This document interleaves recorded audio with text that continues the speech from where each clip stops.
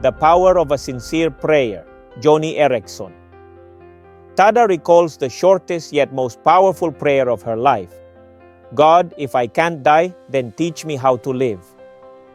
This prayer came from deep despair, from an internal struggle that accompanied her for 3 long years.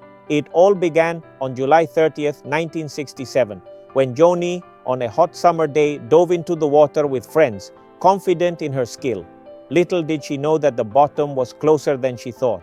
Her head struck so forcefully that it left her paralyzed from the neck down.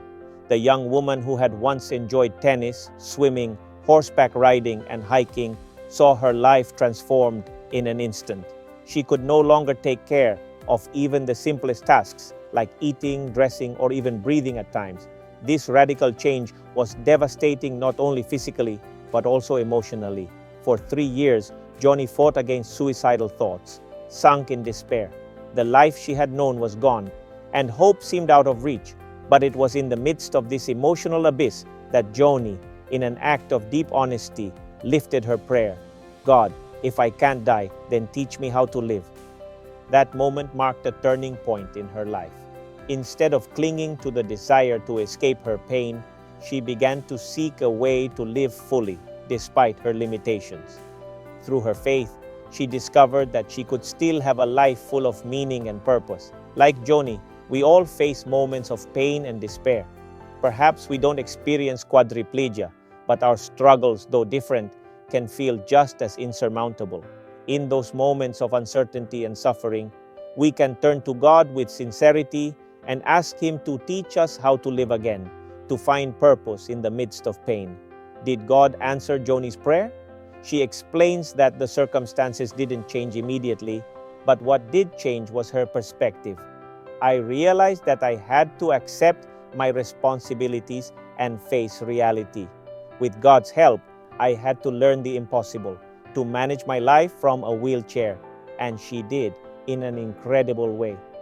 Joni founded Joni and Friends, an organization that has provided assistance to people with disabilities for over 40 years. Additionally, she has written best-selling books and hosts a radio program with over 1 million weekly listeners. Her program, Wheels for the World, has distributed thousands of wheelchairs in developing countries. If you are currently going through suffering, whether due to illness, disability, or the blows life has dealt you, it might be the moment to cry out, "My God, despite my limitation, teach me to live in a way that glorifies your name." Joni's experience reminds us that even though life is filled with unexpected challenges, it is also filled with opportunities to find strength, purpose, and hope in God. No matter how big our challenges may seem, with God's help, we can find the strength to move forward and live a full life. Today, let us ask God to teach us to live, not to give up, and to move forward with hope. These are words of life. I can do all things through Christ who strengthens me. Philippians 4:13.